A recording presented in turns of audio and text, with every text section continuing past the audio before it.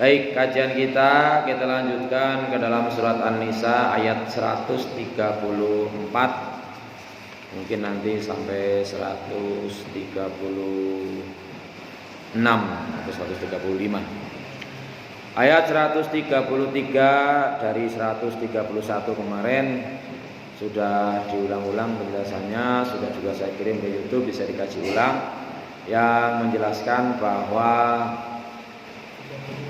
ya intinya penegasan dari Allah Subhanahu wa taala, apapun yang di langit dan bumi termasuk diri kita, harta kita, anak kita, semuanya hakikatnya adalah milik Allah Subhanahu wa taala. Sehingga manakala kita bisa menerangkan, menjelaskan ataupun meresapi, khususnya meresapi perasaan pemahaman ini, bahwa seluruh yang ada di langit dan bumi termasuk diri kita, anak kita, keluarga kita adalah milik Allah, maka supaya kita tidak supaya kita tidak terlalu berat ketika kehilangan, maka kita prinsipnya mengurangi atau bahkan melepaskan kemelekatan, nempel baik gitu ya.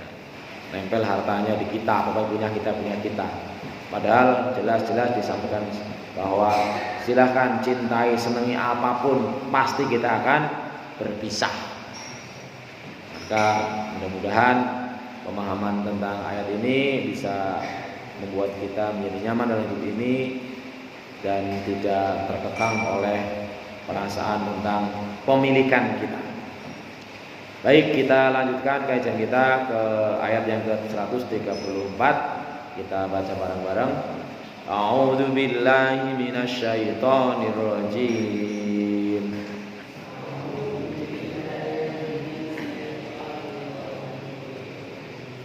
Bismillahirrahmanirrahim.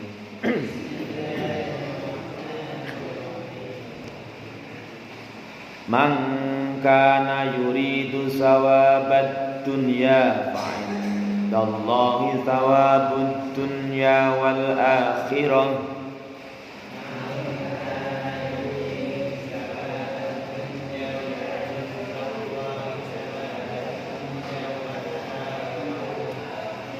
Man kana yuridu sawabad dunya fa'indallahi sawabud dunya wal akhirah.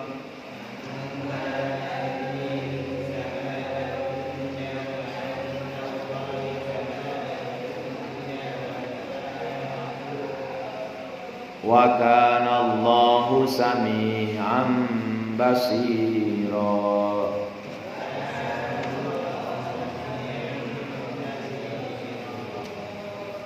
Wa kana Allahu sami'an basira.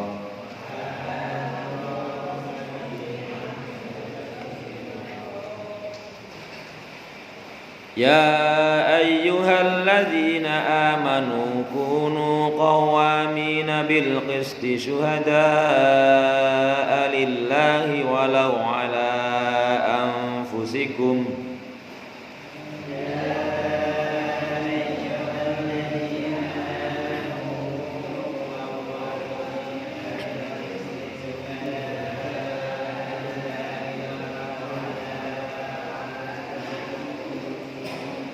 Ya ayyuhalladzina amanu kunu qawwamina bil qisti syuhada'a lillahi walau ala anfusikum.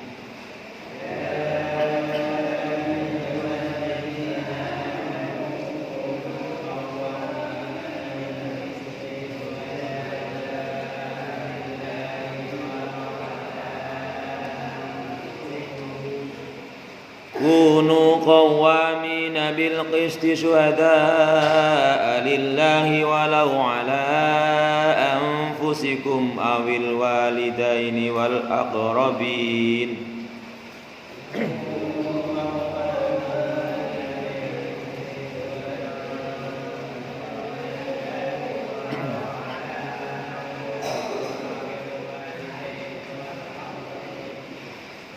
Kunu qawwamina bil qisti syuhada'a lillahi walau ala anfusikum awil الوالدين والأقربين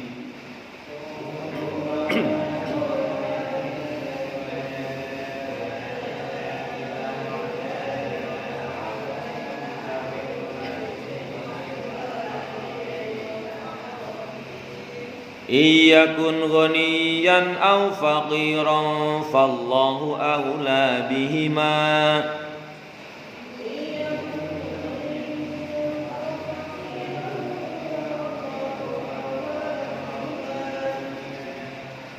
إن يكن غنيا أو فقيرا فالله أولى بهما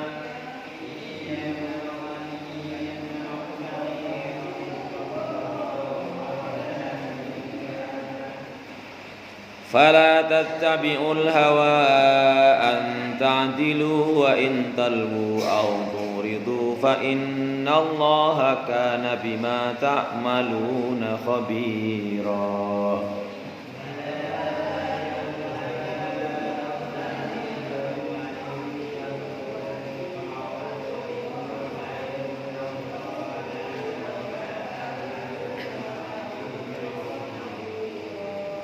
فلا تتبعوا الهوى أن تعدلوا وإن تلووا أو تعرضوا فإن الله كان بما تعملون خبيرا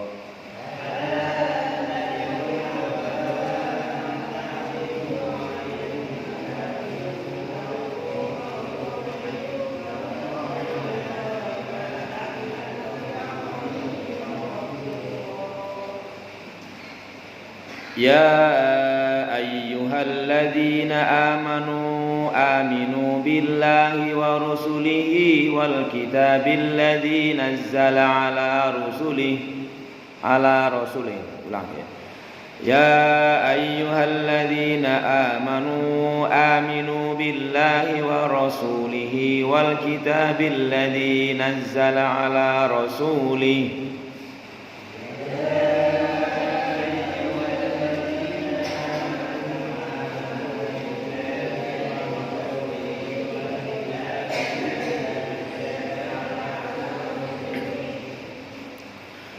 يا أيها الذين آمنوا بالله ورسوله والكتاب الذي نزل على رسوله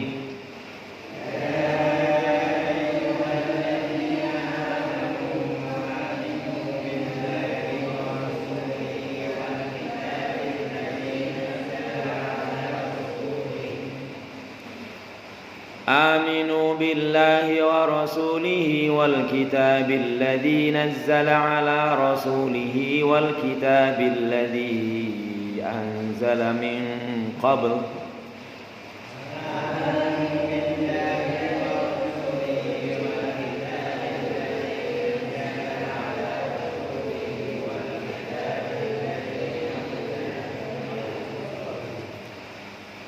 آمنوا بالله ورسوله والكتاب الذي نزل على رسوله والكتاب الذي أنزل من قبل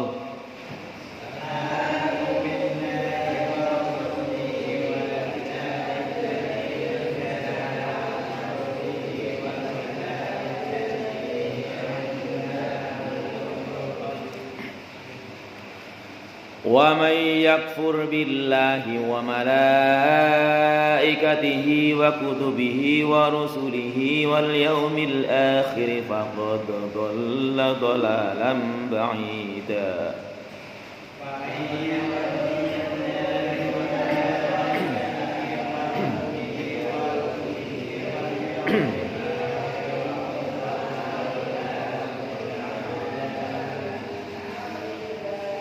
ومن يكفر بالله وملائكته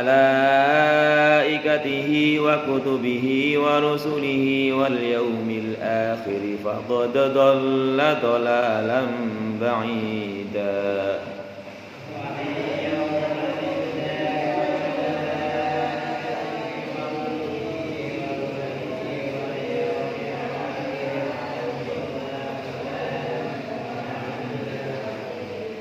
Sadaqallahul azim. Kita kaji maknanya.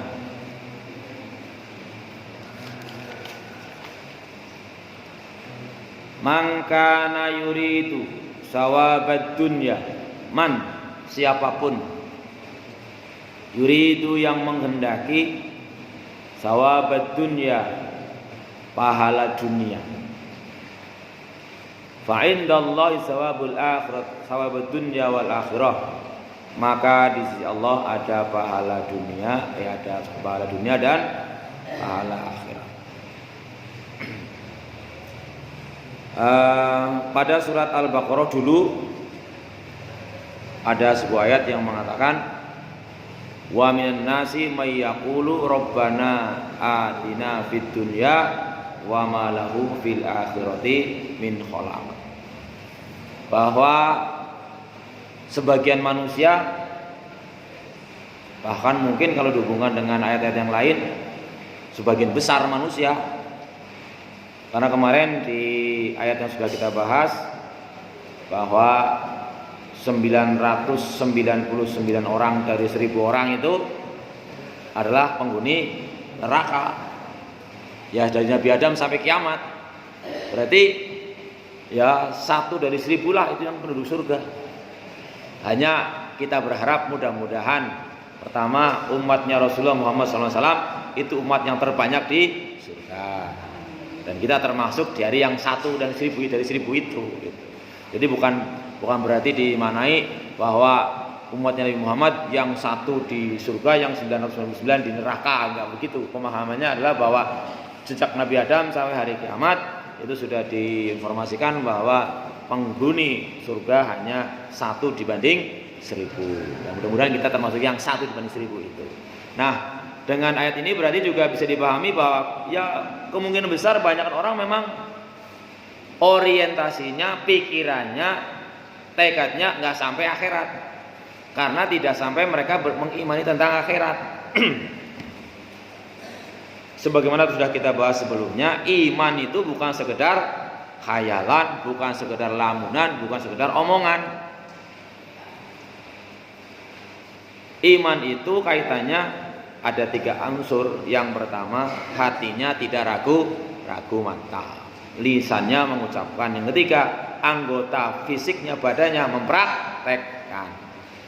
Nah, sekarang kita kalau misalnya percaya bahwa Al-Qur'annya pemahamannya sudah jelas, hadisnya jelas.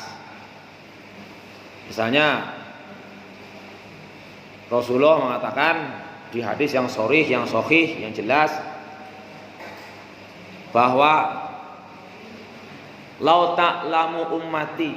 Ini kan kalau kata-kata lau ta'lamu ummati, kalau saja umatku tahu, artinya kan di situ diberitahu. Ya enggak? Lau ta'lamu ummati, kalau saja umatku tahu akan besarnya pahala untuk sholat subuh berjamaah dan sholat apa ya? Isya apa ya? Karena dibandingkan sholat yang paling berat bagi orang munafik adalah sholat isya dan sholat subuh, gitu kan? Karena udah gelap gitu. Itu Rasulullah mengatakan kalau saja umatku tahu akan fadilahnya, besarnya pahala dari orang sholat berjamaah subuh dan isya, maka mereka pasti akan datang walaupun ngesot gitu, walaupun merangkak akan datang. Artinya kalau kita tidak mengutamakan kedua amal ini, ya berarti kan dianggap orang beriman lah kepada hadis ini kan. Tidak mengutamakan sholat jamaah isya dan sholat jamaah subuh. Ya lain kalau memang ustadz banyak yang memahami kalau ibu-ibu tidak harus jamaah di masjid. Tetapi pemahaman bahwa sholat khamsah itu ya begitu ada adzan segera melaksanakan, bukan mengkok-mengkok gitu, bukan nanti-nanti. Ini kan tentang masalah iman. Oleh karena itu ya kalau mana pertanyaan ya mbak sholat dewe kan ya kena wah orang sholat dewe kan gitu. Ini katanya dengan masalah akhirat. Makanya di sini Allah memberikan informasi barang siapa mengendaki pahala dunia, sebenarnya di sisi Allah ada pahala dunia dan pahala akhirat. Di ayat yang lain Allah menegaskan bahwa Kalau orang yang targetnya pikirannya hanya urusan dunia, sukses di dunia, Allah berikan, tidak dikurangi sedikit pun. Tetapi nanti di akhirat nggak dapat apa-apa. Tetapi kalau orang yang mengutamakan pahala akhirat, maka dunia juga akan dapat. Intinya begitu. Maka mestinya sebagaimana dalam surat Al-Qasas juga, ketika orang yang alim berpesan pada Qarun, wabtaghi fima ataqallahu darul akhirah. Sehingga kita harusnya menjadi orang-orang yang prioritasnya itu bukan duniawi, tapi akhirat. Kalau ada satu hal yang satu persoalan sama hal terkumpul, kok ini urusan dunia apa akhirat? Kok kemudian ada urusan akhirat, mestinya itu didahulukan. Nah, ini kalau kenapa di sini Allah mengatakan barang siapa menghendaki pahala dunia saja? Ya karena memang orang itu nggak percaya akhirat, mau apa lagi? Kan dalam surat Ad-Dahr juga disebutkan bahwa apakah nanti akan dibangkitkan. Ya, mereka nggak percaya. Oleh karena itu bagi kita orang-orang yang memiliki ilmu, maka mestinya tidak ragu-ragu lagi, apalagi kalau itu sudah pemahamannya jelas tentang dalil Al-Quran maupun hadisnya. Wa kana Allahu sami'an basira.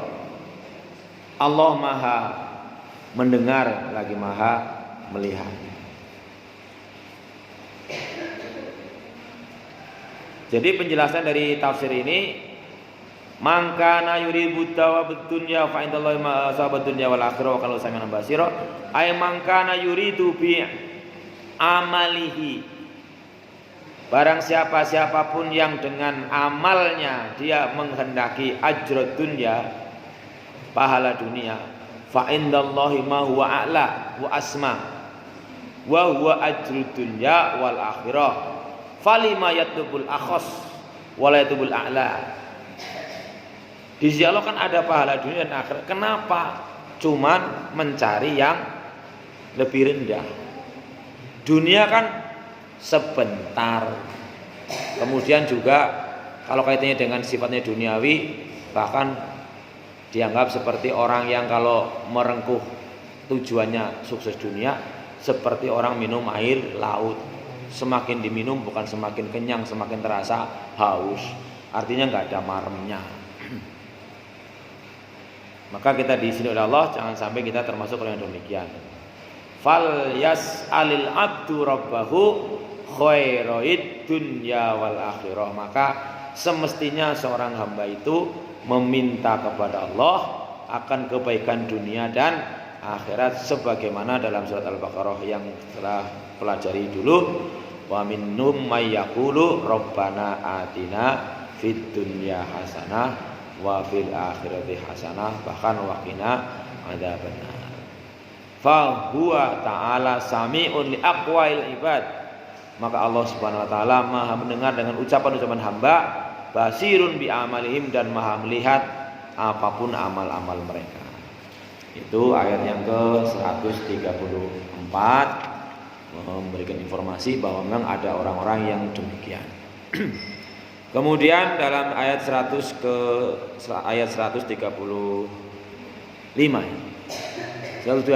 ya ayyuhalladzina amanu, wahai orang-orang yang beriman, kunu qawwamina bil qist, jadilah kamu menjadi penegak keadilan, syuhada'a lillah, menjadi saksi karena Allah, walau ala anfusikum, walaupun itu nanti merugikan diri sendiri, awil walidaini, ataupun kedua orang tua, wal aqrabin, dan kaum kerabat. Ini terjemah harfiahnya. Iyakun ghaniyan aw faqiran, jika orang yang dipersaksikan, yang terdakwa dalam hal ini adalah kaya atau fakiron miskin, fa innahu aula bima, sungguh Allah itu tetap lebih tahu tentang kemaslahatan keduanya. Fala tattabi'u antami'a anta'tilu, fala tabi'u ya. Maka janganlah kamu mengikuti karena ingin menyimpang dari keadilan. Wa intalwu, dan jika kamu memutarbalikkan kata-kata, au tu'ridu, atau enggan menjadi saksi, fa innallaha, sesungguhnya Allah, kana bima ta'maluna khabira, terhadap segala apa yang kamu kerjakan maha teliti. Ya ayyuhalladzina amanu, ya man amantum billahi wa saddaqtum bi kitabihi, wahai orang-orang yang memang beriman kepada Allah dan membenarkan kitab-kitabnya, kunu mujtahidina fi iqamatil adli, kalian jadilah para pejuang yang menegakkan atau dalam menegakkan keadilan, wal istiqomati, dan istiqomah, wada bisi watil mubalaghah, dan kemudian diberikan ungkapan penekanan, fi qawwamina, sekedar qaim tapi qawwam, hatta la yakuna minhum jawron abadan, sehingga tidak ada orang-orang yang melanggar keadilan. Nah, kita kadang-kadang kalau mendengar, mengikuti berita-berita tentang proses peradilan di Indonesia khususnya, itu kadang-kadang kan ada sebut saksi yang memberatkan terdakwa, saksi yang meringankan terdakwa, ada seperti itu. Kemudian saksi ahli, dan kadang-kadang kalau disebut dengan pengacara, itu tugasnya bagaimana. Sebenarnya kalau tugas pengacara itu bagaimana agar hukum ditetapkan, diterapkan sesuai dengan aturan yang berlaku. Tapi kadang-kadang misinya itu bagaimana memenangkan pengadilan, kan gitu. Ini yang banyak terjadi di kita. Nah, sementara dalam Al-Quran disebutkan agar kita berlaku adil, walaupun itu tentang keluarga sendiri. Ini kalau kemarin masalah rumah tangga, kalau masalah adil tentu yang bersifat fisik, artinya seperti pembagian giliran, pembagian nafkah. Tapi kalau perasaan ya tidak bisa untuk adil, dalam arti sama rata. Kemudian fala tadul hawa,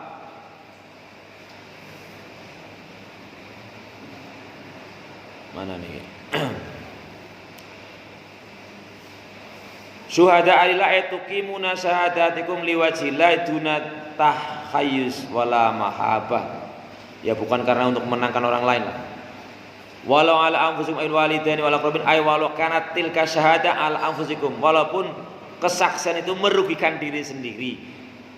Au ala abaikum, atau merugikan orang tua, atau aqrabaikum, atau para kerabat. Fala tamnaukumul qarabah walal manfa'a an ada isyahada al wajhil akmal.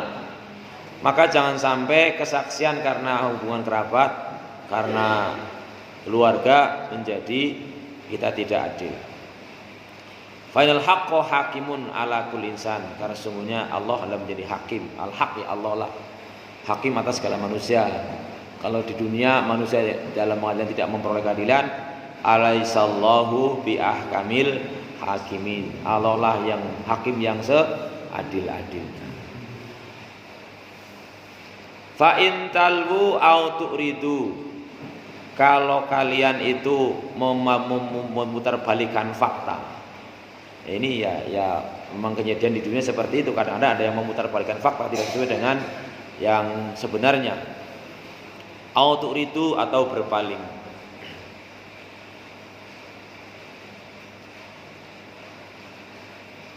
Fala tattabi'ul hawa wa an ta'dilu, ay fala tattabi'u hawa nafsi mukhafata an ta'dilu bainan nas. Qala Ibnu Katsir, ay la yahmilannakumul hawa wal asabiyah. Jangan sekali-kali kalian terdorong oleh hawa nafsu dan perasaan istilah asabiyah itu dominasi ataupun fanatik kepada keluarga. Wa ba'dun nas ilaikum ala tarkil adil, untuk meninggalkan keadilan dalam keadaan kalian. Bal alzamul adil, tetapi tetaplah lakukan keadilan ala kulli hal, dalam setiap keadaan. Wa in talu au turidu, ay wa in talu alsinatakum, kalau kalian memutarbalikkan lisan kalian an syahadatil haqqi, dari bersaksi atas kebenaran, au turidu an iqamati, atau berpaling dari menegakkannya, roksan kepalanya, maksudnya tidak mau melaksanakannya. Fa innallaha kana bima ta'maluna khabira. Maka sungguh Allah Maha teliti atas apapun yang kalian kerjakan. Dan memang dalam surat Al-Kahfi sudah pernah disinggung bahwa kecil besar sedikit banyak tetap tidak ada yang terlewat. Fayujazikum alaihi, maka Allah akan memberikan balasan atas yang demikian. Kemudian pada ayat yang 136 ya. Ya ayyuhalladzina amanu, wahai orang-orang yang beriman, aminu billahi wa rasulihi, berimanlah kalian. Ya sudah beriman disuruh beriman, itu kan berarti mengindikasikan bahwa memang orang-orang yang mengaku beriman bisa saja tidak sampai kategori iman kan gitu. Sebagaimana sudah pernah diterangkan bahwa orang yang mengaku beriman setidaknya ada 3 kemungkinan. Yang pertama dianggap pendusta. Dalam surat Al-Baqarah yang dulu, wa minan nasi may yaqulu amanna billahi wa bil yaumil akhir wa ma hum bimumin. Sebagian manusia ada yang menyatakan dirinya beriman pada hari akhir, tapi sebenarnya mereka adalah bukan orang-orang beriman. Kemudian yang kedua dalam surat Al-Isra, dulu ada peristiwa orang-orang Badui datang kepada Rasulullah mengatakan amanna billah, wahai Rasulullah amanna billah. Lalu Rasulullah dikirimi wahyu, la taqulu amanna walakin qulu aslamna. Kamu jangan menganggap dirimu sudah beriman, tapi katakanlah baru Islam. Kenapa? Karena iman ukurannya adalah yadkhulu wala la taqul amanna wala madul imanu fi qulubikum, karena iman belum sampai ke hatimu. Jadi iman yang benar-benar itu berarti ya iman yang sampai ke hati sehingga menjadikan pemiliknya tergerakkan oleh hatinya untuk melaksanakan apa yang sudah diimani itu.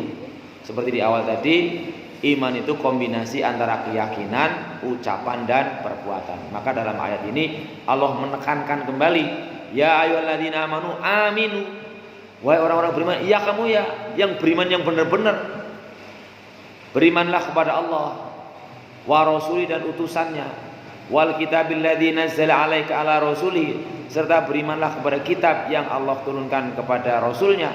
Tidak ada ragu-ragu sama sekali. Kemudian di surat Al-Hujurat kalau nggak salah itu ditekankan beriman kepada Allah dan Rasulnya, kemudian tidak ada keraguan. Wajah itu berusaha semaksimal mungkin. Kita kan tiap hari berperang melawan setan. Setan akan menjerumuskan kita untuk mengikuti langkah-langkahnya agar nanti masuk ke nerakanya Allah. Tetapi karena kalau kita itu benar-benar beriman, ya jahidu, supaya berusaha sungguh-sungguh.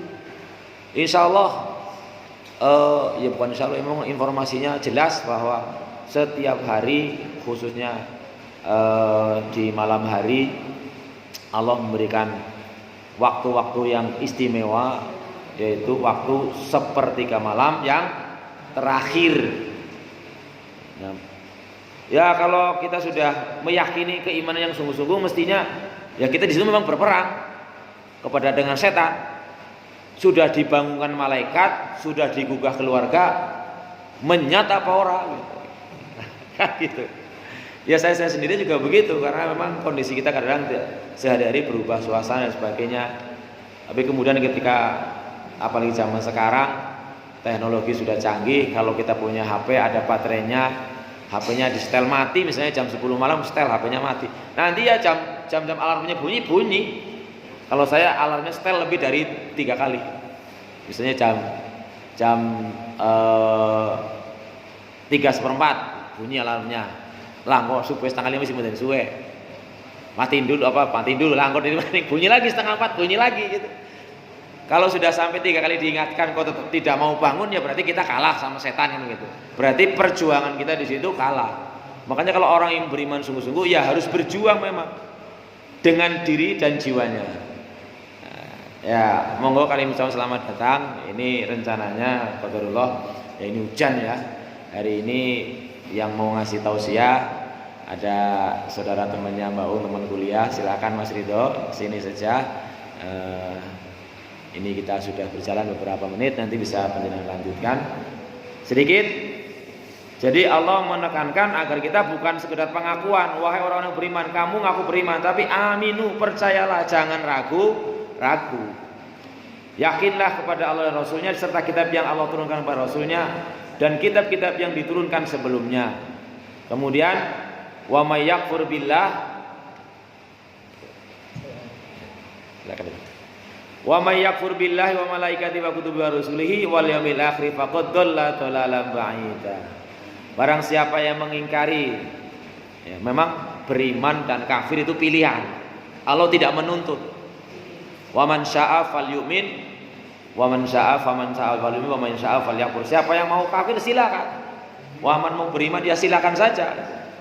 Dan iman serta kafirnya makhluknya tidak akan memberikan manfaat atau madarat kepada Allah Subhanahu wa taala. Ini wa may yakfur billah, barang siapa kafir kepada Allah, wa malaikatihi dan malaikatnya, wa kutubihi dan kitab-kitabnya, wa rusul dan para utusannya, wal yaumil akhir dan tidak percaya kepada hari akhir, faqad dhalla dhalalan ba'ida, maka sungguh orang tersebut telah tersesat dengan kesesatan yang nyata. Nah, ini mudah-mudahan sedikit memberikan tambahan keimanan kepada kita bahwa keimanan itu betul-betul dimintakan untuk yang sesungguhnya, tidak hanya sekedar pengakuan. Karena ini Mas Ridho, ini beliau nih alumni Kontor nih dari Banjarnegara, dari hujan sepanjang jalan ya. Ya monggo mungkin bisa melanjutkan. Nanti saya mungkin izin karena ada acara di Kebarongan yang harus saya hadiri. Ya, masih ada waktu. Nanti kalau sudah selesai ini dimatikan aja videonya. Monggo silakan Mas Ridho. Bisa melanjutkan.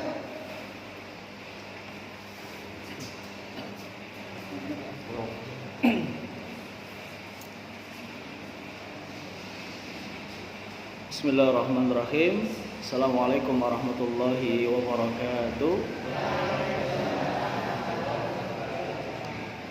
Innal hamdalillah nahmaduhu wa nasta'inuhu wa nastaghfir wa natubu ilaihi wa na'udzu billahi min syururi anfusina wa min sayyiati a'malina. Man yahdihillahu fala mudhillalah wa man yudhlilhu fala hadiyalah. Asyhadu an la ilaha illallah wahdahu la syarikalah wa asyhadu anna Muhammadan abduhu wa rasuluhu la nabiyya ba'da amma ba'du. Allahumma shalli wa sallim wa barik ala Muhammad wa ala ali Muhammad kama barakta ala ali Ibrahim innaka Hamidum Majid, amma ba'du. Bapak Ibu sekalian yang dirahmati Allah, terima kasih sekali kepada Ustadz Hamdan untuk kesempatannya. Untuk saya sekedar untuk sama-sama belajar li thalabul ilmi nggih. Karena memang ketika kita sudah meniatkan diri untuk thalabul ilmi, maka ada 3 keutamaan seperti itu. Yang pertama adalah yarfa'illahu alladziina aamanu minkum walladziina utul ilma darajat, yaitu kita akan diangkat derajatnya oleh Allah Subhanahu wa taala. Jadi tidak usah mencari derajat yang tinggi selama di dunia, karena sesungguhnya Allah lah yang akan mengangkat derajat kita selagi daripada kita tetap beriman kepada Allah dan juga tetap mencari ilmu, haus ilmu. Kalau dulu saya di pondok itu, usaha saya mengajari, ada mahfudzat yang berbunyi utrubil ilma minal mahdi ilal lahdi, tuntutlah ilmu dari buayan hingga liang lahat. Jadi tuntutan untuk menuntut ilmu itu tidak hanya berlaku pada kaula muda, kepada anak-anak yang masih balita, kepada anak-anak yang masih sekolah SD, SMP, SMA, tetapi bahkan sampai liang lahat pun itu kita masih diwajibkan untuk menuntut ilmu. Karena dengan menuntut ilmu derajat kita akan diangkat.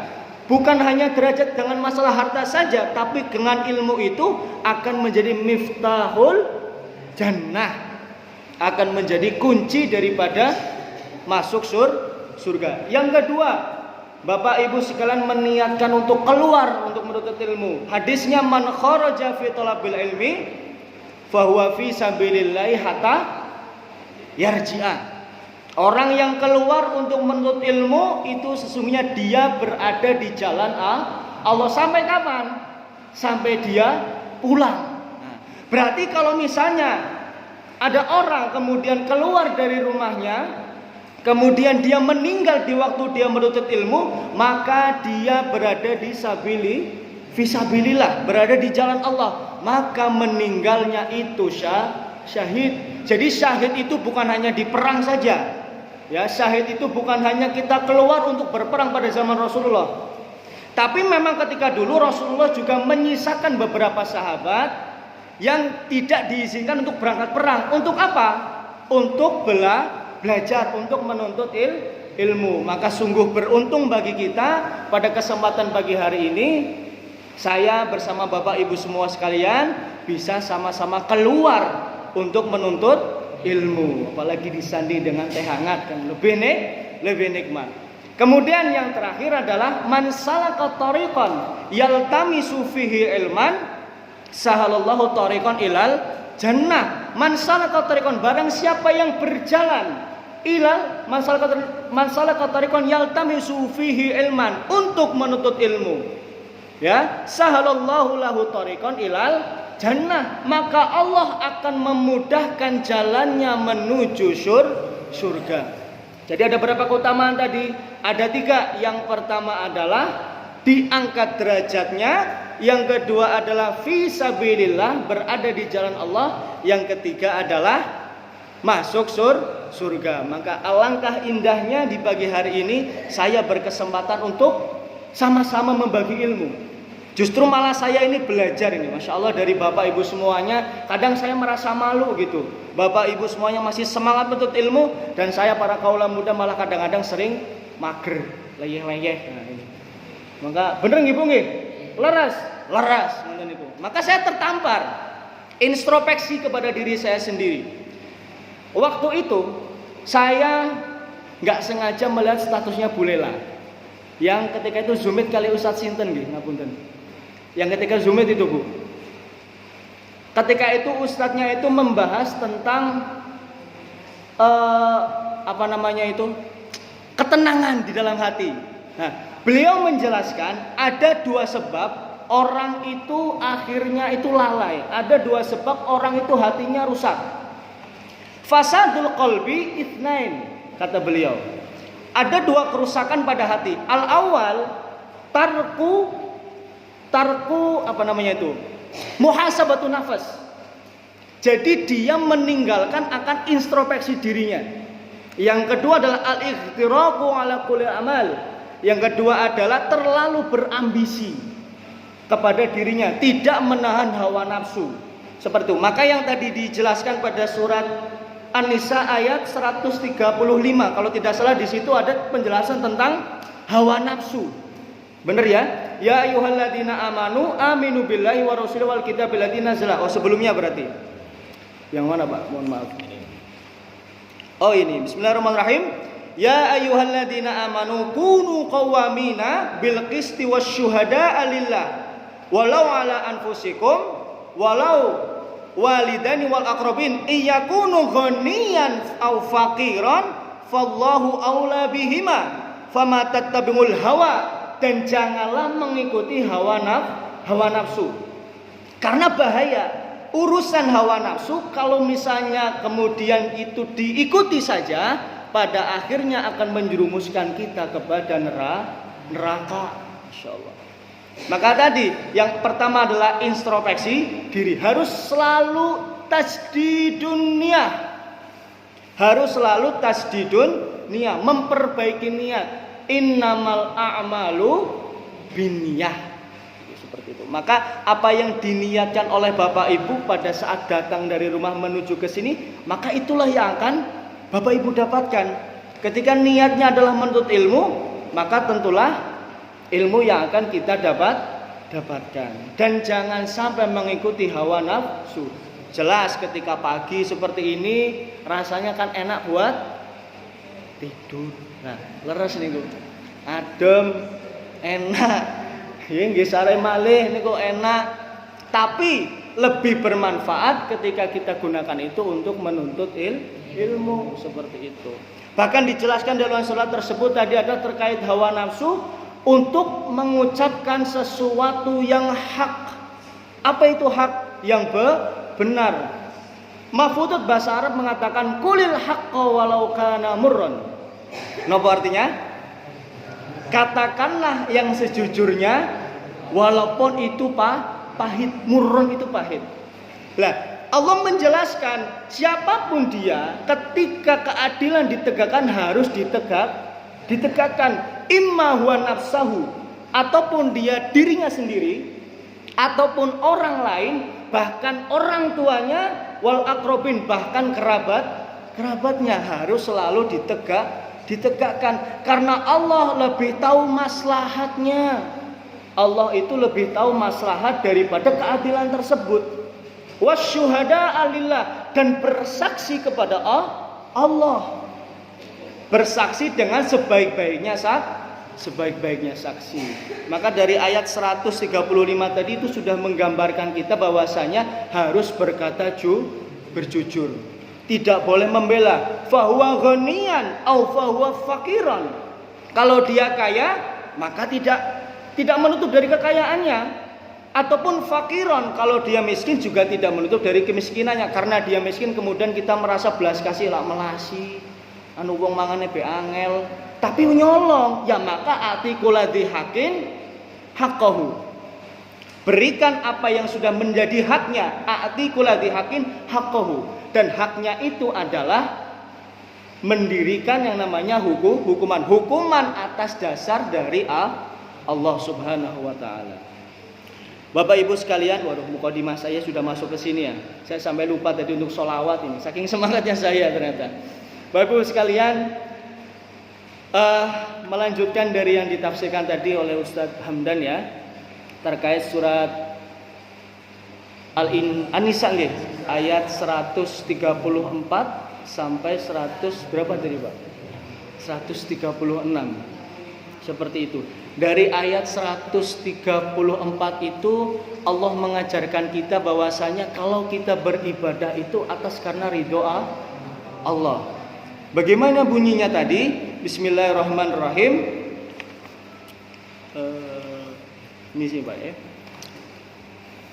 Man kana yuridu thawabad dunya fa 'indallahi thawabud dunya wal akhirah. Wa kana Allahu sami'an basira. Jadi memang kita harus kembali mereview diri kita sendiri. Terkait tadi ya, thawabad dunya. Thawab itu kan artinya pahala nggih. Meluruskan niat dalam arti peribadahan. Saya mau nanya kepada Bapak Ibu semuanya. Ketika Bapak Ibu diberikan kesempatan untuk berangkat umroh ataupun diberikan kesempatan untuk berangkat haji, itu yang Bapak Ibu rasakan itu menjadi tamu Allah atau memang sedang menjalankan perintah Allah? Yang mana Bapak Ibu? Kadang kan ada nih orang berangkat umroh nih ataupun orang berangkat haji, wah saya diundang sama Allah gitu ya. Bener gak? Bener. Sejatinya itu karena kita melaksanakan umroh atau melaksanakan haji itu karena memang perintah dari Allah atau memang diundang sama Allah? Diundang. Bapak diundang nomor di niki diundang. Ibu diundang nomor diperintah. Diundang. Ibu sing wingi diundang nomor diperintah. Mbak Mutia diundang nomor diperintah. Diundang. Kembali kepada itu, fa'atimmul hajja wal umrata lillah. Bapak Ibu sekalian, dalam bahasa Arab ada namanya fi'lul amri. Fi'lul amri itu fi'lul perintah. Wa amma fi'lul amri yadullu dalalah ala wujubi syai'. Fi'lul amri itu dalil akan mewajibkannya sesuatu. Maka haji dan umroh itu perintah. Lah kok penak men diundang Gusti Allah. Nggih. Maka sesungguhnya kan jelas nih, wa aqimis shalah. Dirikanlah salat, wa itaiz zakah. Berzakat, wasyamir Ramadan, puasa di bulan Ramadan, wal hajj ilal baitil haram man istata'a ilaihi sabila. Itu kan perintah. Maka ketika kita melaksanakan ibadah haji, melaksanakan ibadah umroh itu atas dasar perintah, atas dasar kita itu taat kepada Allah. Mohon maaf, bukan diundang. Nggih, bukan diundang karena kita taat. Maka dalam surat wa ma khalaqtul jinna wal insa illa liya'budun, dan tidaklah aku menciptakan manusia, dan tidaklah aku menciptakan jin dan manusia untuk beribadah. Salah satu anwa macam-macam dari ibadah adalah tadi qiyamis shalah, itaiz zakah, wasyamir ramadan, wal haji ila sabilillah. Maka itu perintah. Maka ketika kita menempatkan itu sebagai perintah, mohon sewu nggih, maka yang terjadi adalah ketaatan kita kepada Allah. Ketika itu perintah, orang mau berangkat umroh otomatis harus mempersiapkan maluhu, harus mempersiapkan hartanya. Orang mau berangkat sholat maka harus mempersiapkan kesuciannya, bajunya, auratnya. Itu tanda bahwasanya kita itu taat kepada Allah. Seperti itu. Dan hasil daripada ketaatan itu adalah mardhati lah, keridoannya Allah Subhanahu wa taala. Maka selaras dengan ayat yang tadi, thawabud dunya, orang-orang yang hanya mencari keuntungan dunia, ini yang salah. Karena Allah sudah menjanjikan thawabud dunya wal akhirah, sudah dijanjikan pahalanya ketika menjalani ketaatan kepada Allah adalah ganjaran di dunia maupun di akhirat. Contoh orang yang mencari thawabud dunya, misalnya seperti ini. Saya kasih misal adalah, ini kan loh mas, lah kan nggak masalah, wong saya mau beribadah toh, orang saya mau sholat, saya minta ganjaran sama Allah kan nggak apa-apa. Iya toh, pasti kan saya dikasihkan ganjaran sama Allah. Tapi yang dimaksud di sini adalah thawabud dunya tadi adalah ketika kita beribadah tapi bermaksud bukan karena Allah, tapi mencari keuntungan untuk diri sendiri. Artinya bagaimana? Misalnya nih, mohon maaf, ada orang berangkat untuk sholat, ada orang berangkat untuk mengerjakan, mau berinfak. Infaknya ini bukan karena Allah, tapi liyanduron nas, agar dilihat oleh manusia. Ini yang salah. Ya. Dan jelas Allah menjanjikan matsalul ladzina yunfiquna fi sabilillahi kamatsali habba, orang yang berinfak di jalan Allah itu seperti halnya benih. Nanti niku matsalul ladzina yunfiquna kamatsali habba ambatat sab'a sanabila, kemudian benih itu tumbuh. Fi kulli sumbulatin mi'atu habba. Jadi kalau infaknya satu muncul lagi nanti. Karena infak itu bentuknya adalah investasi. Tapi kalau niat infaknya itu liyuram dulunas, untuk dilihat oleh manusia, maka dalil itu tidak berlaku. Seperti itu. Maka dalil itu tidak berlaku. Maka semua kegiatan kita yang berkaitan dengan amal ibadah harus karena Allah. Ya tadi kembalinya kepada untuk mendapat ridho Allah, seperti itu Bapak Ibu. Ya, maka Allah mengingatkan, ya kalau cuma dunia mah gampang, kata Allah. Thawabud dunya ada sahlun, gampang. Tapi yang Allah janjikan adalah thawabud dunya wal akhirah, dapat pahala di dunia dan dapat investasi surga di akhir. Wallahu sami'an wa kana Allahu sami'an basira. Allah itu Maha mendengar dari apa yang kita lafadzkan, dan Allah itu Maha melihat dari apa yang kita kerjakan. Sampai jam berapa? Iya. Oke. Masya Allah, alhamdulillah. Kemudian tadi Ustadz Hamdan juga menjelaskan di ayat 136, ya ini apa? Ya ayyuhalladzina amanu aminu billahi wa rasul wal kitabil ladzi nazzala ala rasulih wal kitabil ladzi anzala min qabl wa may yakfur billahi wa malaikatihi wa kutubihi wa rusulihi wal yaumil akhir faqad dhalalan ba'ida. Ma huwa al iman? Apa itu iman? Secara bahasa, iman itu artinya at-tasdiq. Apa itu at-tasdiq? Percaya. Gimana Pak? Gimana iman itu nggak percaya? Wong arkanul iman as-sittah, rukun iman 6 itu ndak ada yang kelihatan. Iman kepada Allah, al-imanu billah. Apakah kita bisa melihat Allah? Mboten, tapi kita percaya. Al-imanu bil malaika. Apakah kita bisa melihat malaika? Mboten, tapi kita percaya. Al-imanu bil kitab. Apakah kita bisa melihat kalamullah? Al-Qur'annya ada, wujudnya ada, tapi kalam Allahnya ada nggak? Kelihatan nggak? Nggak ada. Goib. Al-imanu bil rasul. Apa ada yang pernah melihat Rasul? Nggak pernah, tapi kita percaya. Wal imanu bil yaumil akhir, dan iman kepada hari akhir. Apakah kita bisa melihat hari akhir? Wong kita juga nggak tahu meninggalnya kapan. Dan terakhir adalah wal imanu bi qadri khairi wa syarri, dan kita beraman atas takdir Allah yang baik maupun takdir yang buruk. Nah, secara istilah al-iman tadi adalah at-tasdiqu bi qalbi wal iqraru bil lisan wal amalu bil jawari. Kita percaya, at-tasdiqu bil qalbi artinya adalah percaya dalam hati, ditancapkan benar-benar itu atas namanya iman. Karena iman itu adalah pondasi. Wal iqraru bil lisan, tidak cukup hanya dengan percaya saja, tapi juga harus ikrar, harus ada lafaz bil lisan. Apa itu? Asyhadu alla ilaha illallah wa asyhadu anna muhammadar rasulullah.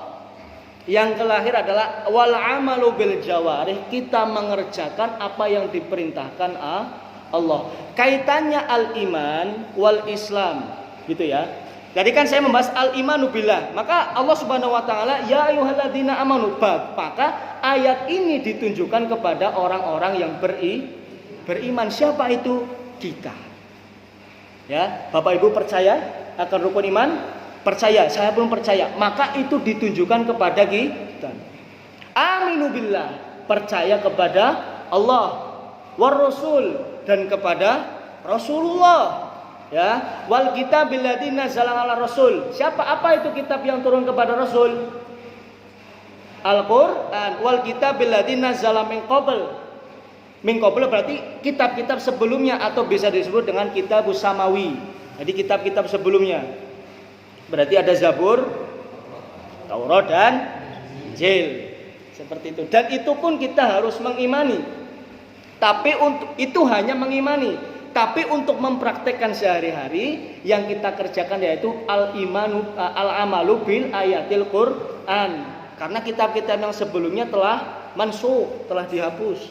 Dan yang kita hadapi sekarang adalah ayat Qur'an, dilengkapi. Dari mulai Zabur, Taurat, Injil itu sudah dilengkapi oleh ayat Al-Qur'an. Seperti itu. Alladzina nazala min qabl wa may yakfur billahi wa malaikatihi wa kutubihi wa rusulihi faqad dhalla dhalalan ba'ida. Dan barang siapa yang kafir. Kafir ini tadi belum menjelaskan bagaimana Ustaz? Tentang kafir tadi? Mengingkari. Nah, kafir itu kalau kita bisa sebut itu kufur. Panjenengan nanti cover buku nggih. Niki lek ditutup.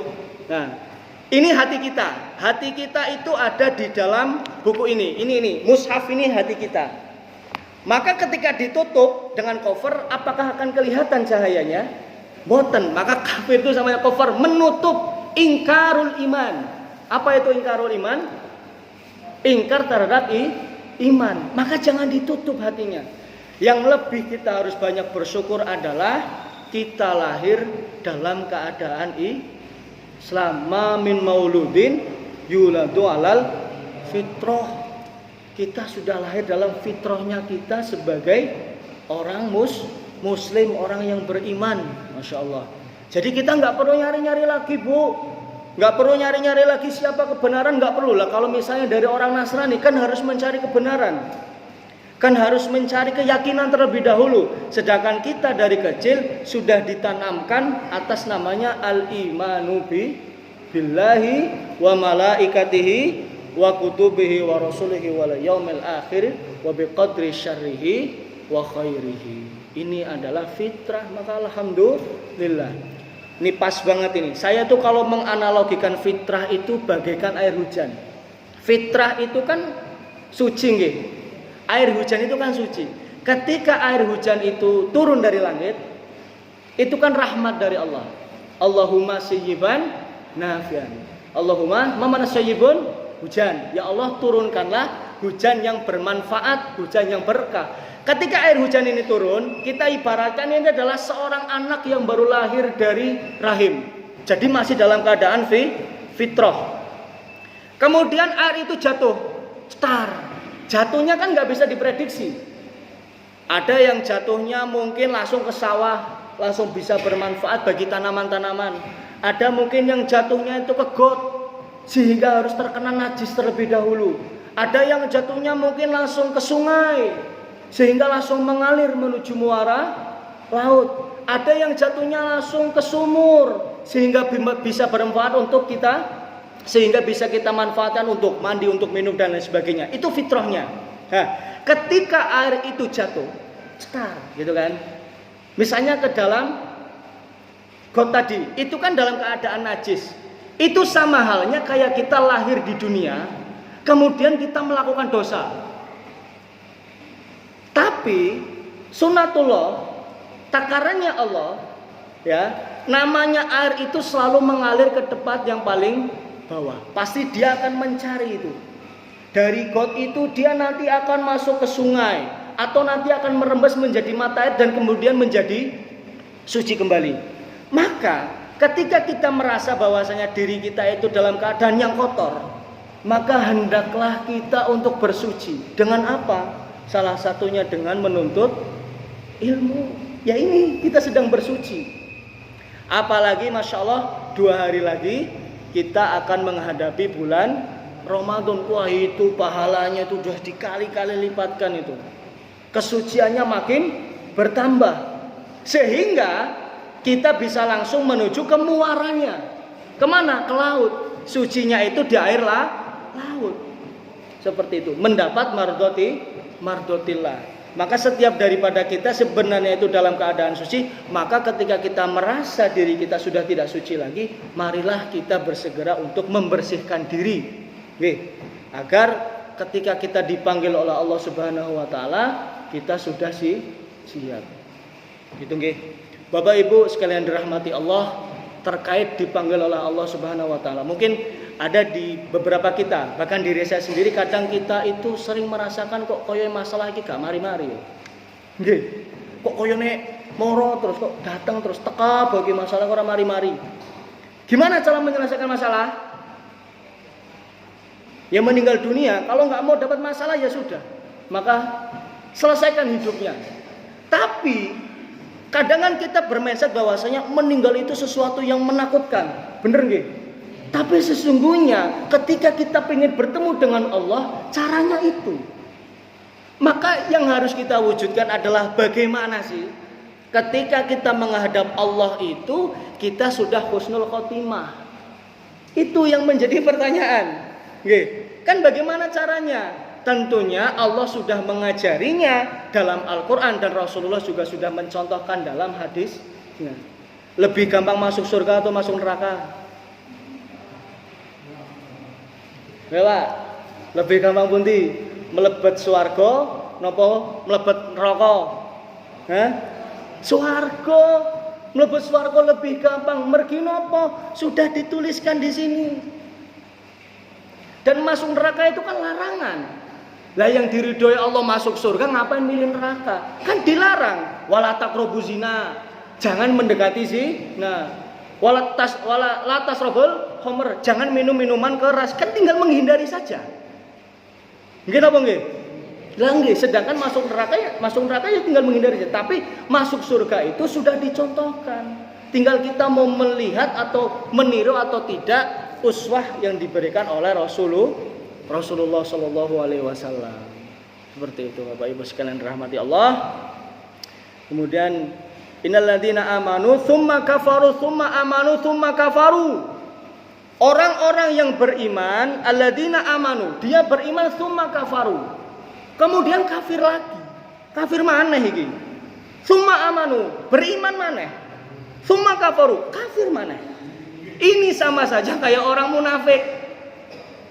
Di dalam ayat 117 Ayatul munafiqi berapa? Salasa. Tanda-tanda orang munafik niku 3. Yang pertama, idza haddatsa kadzdzaba. Kalau dia berbicara, dia berbohong. Wa idza wa'ada akhlafa. Lek wis kadung janji mengingkari. Wa idza tumina khona. Apabila dia napa Pak? Saya jadi lupa ini. Berkasih amanat dia berkhianat. Ya Allah, saya jadi lupa ini. Ya, ini sama aja. Orang beriman terus kafir lagi.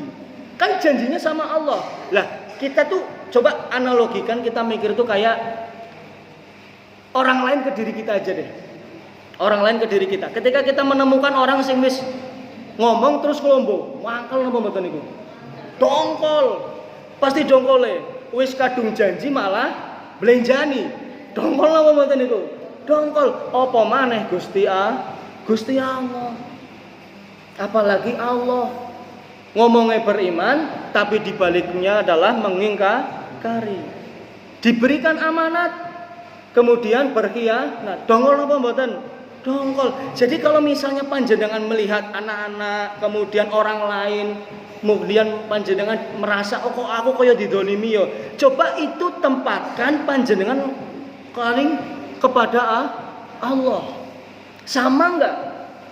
Wong panjenengan kita aja yang hanya diberikan 5 indera saja dongkol, apalagi Allah yang mempunyai 99 sifat yang maha sempurna, terus dibelenjani. Ya Allah, aku harap sholat, harap tok tapi ora mangkat. Ya Allah, aku harap puasa, harap tok tapi ora puasa. Ya Allah, aku pengen haji, yang ngomong tok tapi ora gelem usaha. Ya sama aja. Gini Pak, kan gitu. Langge. Maka kembalinya tadi itu ya tentang kemunafikan, dan mohon maaf kadang memang orang-orang munafik memang ada pada sekeliling kita semuanya. Seperti itu loh. Dan kita sering menemukan hal seperti itu. Maka jangan sampai kita tergolong dalam orang-orang yang munafik, apalagi kepada Allah Subhanahu wa ta'ala. Summasdadu kufron lam yakunillahi liyaghfira lahum wa la yahdihum sabila. Summasdadu kufron, terus nambah maneh kafirin. Ya. Bukannya beriman, kafir malah makin menjadi jadi. Lam yakulahu liyaghfira lahu, maka Allah tidak akan mengampuni. Ya Allah, ampunan Allah itu sangat luas, maghfirah Allah itu sangat luas. Bagaimana bentuk dosanya, Allah itu selalu menerima tobat. Mau bagaimanapun dosanya itu, Allah selalu menerima tobat. Suatu hari Umar bin Khattab kalau nggak salah itu suatu hari dia terlihat menangis. Nggih, ngertos saya cerita niku nggih. Umar bin Khattab khalifah kedua suatu hari terlihat menangis. Menangis kenapa? Menyesali perbuatan dia yang dulu. Kok aku segoblok itu ya? Aku kok sebodoh itu ya? Punya anak perempuan kemudian dibunuh, dikubur. Tapi apakah Allah tidak mengampuni dosanya? Allah mengampuni. Maka maghfirah Allah itu sangatlah luas. Allah itu sifatnya Rahman wa Rahim. Maha pengasih lagi maha penyayang. Tapi Allah juga Ghafurur, Allah juga maha mengampuni. Seperti itu. Karena tidak ada di dunia ini manusia yang tidak memiliki dosa. Man talaba akhon bila aibin baqiya bila akhin. Siapa orang yang mencari saudaranya bila aibin, tidak punya aib, tidak punya kejelekan, tidak punya keburukan, bahagia bila akhir, gak akan nemu, tidak akan nemu, ya, tidak akan menemukan. Karena memang ya kita juga harus sadar diri, harus introspeksi diri kepada diri kita masing-masing. Teringat kepada aku ki wis tepak apa urung, lek karo wong aku wis apik apa urung. Nah itu juga harus mengintrospeksi diri.